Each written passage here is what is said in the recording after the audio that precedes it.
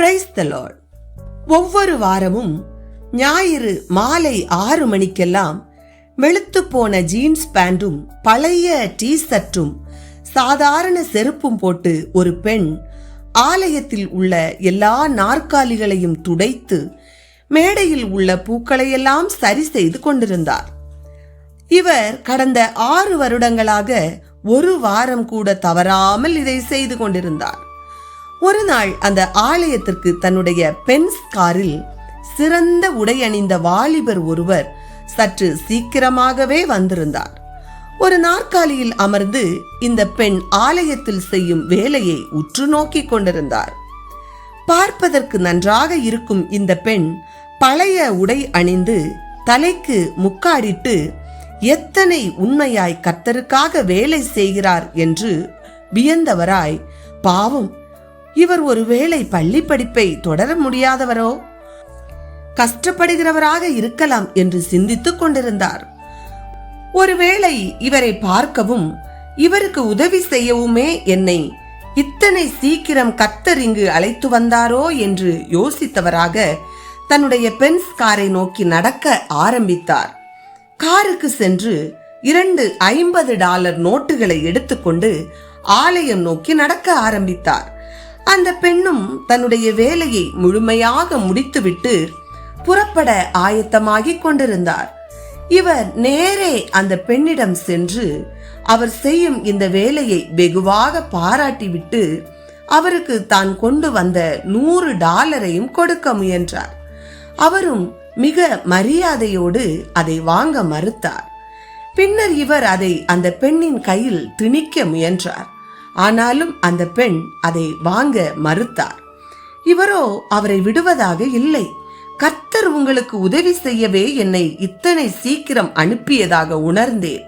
தயவு செய்து இதை பெற்றுக்கொள்ளுங்கள் என்று வற்புறுத்தினார். மீண்டும் அவர் வேண்டாம் என்று சொல்ல, சரி வாருங்கள், உங்களை என்னுடைய காரில் உங்கள் வீட்டிற்கு அழைத்து செல்கிறேன், நீங்கள் நேரத்தோடு ஆலயத்திற்கு வந்துவிடலாம் என்றபோது, மிக்க நன்றி, நான் என்னுடைய காரில் செல்லுகிறேன் என்று கூறி தன்னுடைய காரை நோக்கி சென்றார் அந்த பெண்.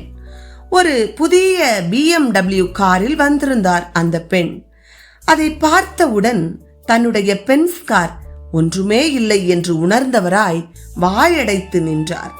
காரில் ஏறிய அந்த பெண் தன்னுடைய விசிட்டிங் கார்டை அவரிடம் கொடுத்தார். திகைத்து நின்ற இவர் அந்த கார்டை கண்டவுடன் அதிர்ந்து போனார். ஏனென்றால் அந்த நகரத்தின் முக்கிய புள்ளிகளில் ஒருவரும் இந்த பெண்.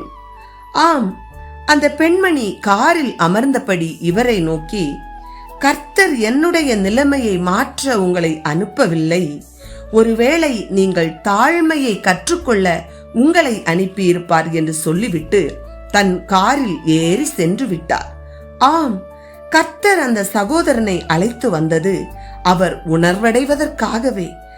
இவரும் உணர்ந்தார், தன் தவறுக்காக வருந்தினார். அடுத்த வாரத்திலிருந்து அந்த சகோதரியோடு சேர்ந்து ஒவ்வொரு வாரமும் அதிகாலையில் வந்து ஆலயத்தை சுத்தம் செய்து கொண்டார். என கருமையானவர்களே, நாமும் இந்த சகோதரனை போல கர்த்தர் என்னை கொண்டு அடுத்தவர்களுக்கு உதவி செய்வார், நான் வளர்ந்தவன் என சிந்தித்துக் கொண்டிருக்கிறோமா? நம்மை ஆராய்ந்து பார்ப்போமே.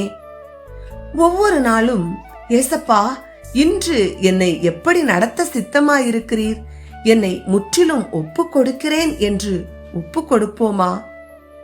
மேலும் ஆலய வேலைகளை செய்யும் அநேகர் பின்னாட்களில் உயர்ந்த நிலையை அடைவதுண்டு.